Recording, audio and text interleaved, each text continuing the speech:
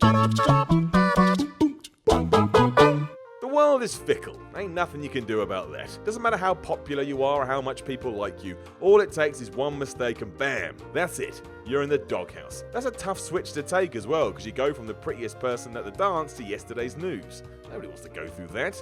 Games are notorious for this too, as when a developer doesn't deliver, a fan base will always turn on them. I mean always. No support in gaming, only mad tweets and rage from fanboys. Terrifying, to be honest. I'm Simon from WhatCulture.com, and this is 9 once beloved video game developers that fell from grace. Number 9, Konami. At one point in time, Konami was adored by the gaming public as it brought us the likes of Metal Gear Solid, Castlevania, Contra and Silent Hill. And that's not a bad lineup now, is it? And then today, well, a lot of people hate them because of terrible PR and questionable business practices that raise eyebrows around the world. It got worse too, because they then basically fired Hideo Kojima halfway through the development of MGS5, and before that had cancelled Silent Hills, which everyone and their dog was waiting for.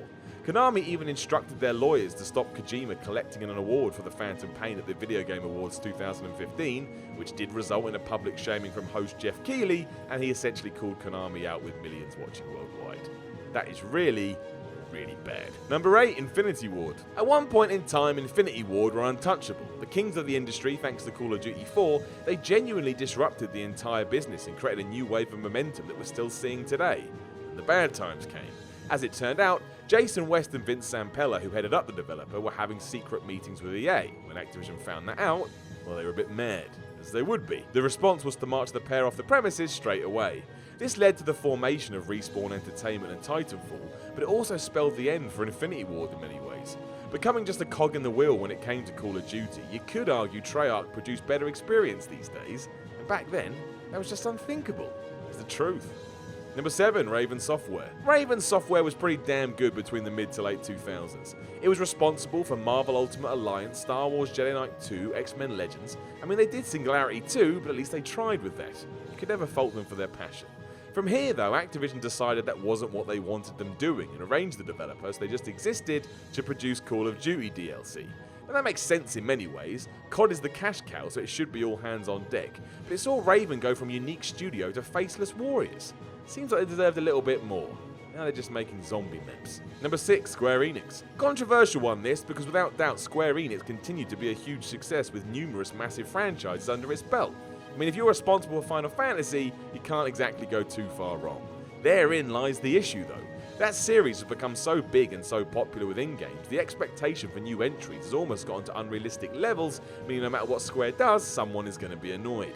That's why when Final Fantasy 15 was released, we had a bunch of people cheering and raving, and the other half felt like they'd been let down. It's almost as if the success of Final Fantasy 7, which came out in the 90s, let's not forget, has cast a shadow over everything going forward. That's equal parts incredible and ridiculous. Number 5, Ubisoft. Aside from all their franchises kind of merging into one, the real issue people have with Ubisoft is their reliance on DLC. In short, it's a bit like its games are designed around a series of repetitive mechanics, and then you plug in year-long content packs that help pad out the story or offer variety. That has happened with both The Division and Ghost Recon especially, and it's the same for Assassin's Creed 2. There are few things worse than not getting a whole game when you think you bought a whole game. It soured a lot of people on the French studio. There's still quality here, just marred in controversy. Number 4, Valve. In short, people hate Valve because we've never received Half-Life 3. That's it. That's the whole reason. And that's fair too. Not only did the franchise end on a cliffhanger, but Valve has never really came out and explained what the hell happened or why everything just stopped. These days it's more interested in Steam than anything else. It's a big shop. It gets worse when they release other games too, because a lot of fans just see that as another slap in the face. Stop working on that and get back to what we want. As a piece of advice, you may want to move on from that soon, as I don't think you're ever gonna get Half-Life 3. Number 3, Volition. Given Volition made the Red Faction games, which really did kick off for a while, its real success came with the Saints Row franchise. People loved that shiz, maybe they loved it a little too much.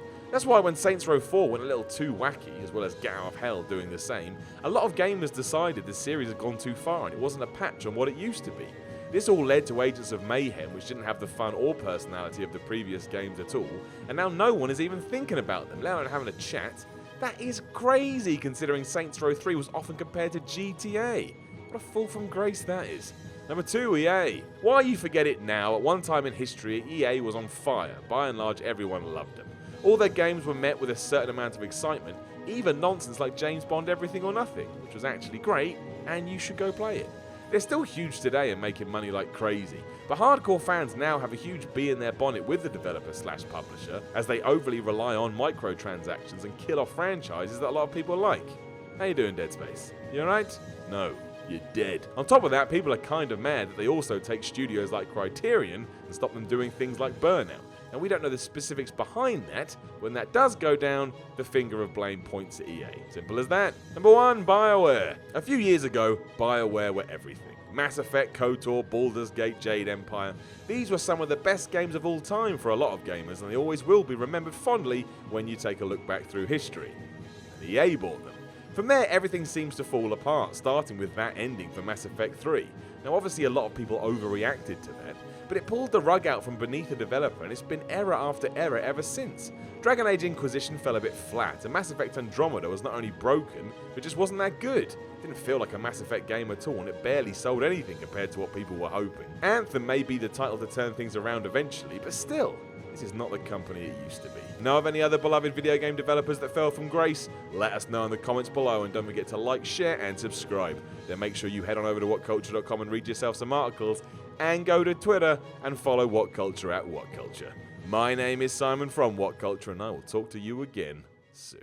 Hey guys, thanks for watching the video. Don't forget to subscribe below, and if you're looking for more content like this, then try a few things that are floating about around my ears. Might be fun. I can't promise it though, but it might be.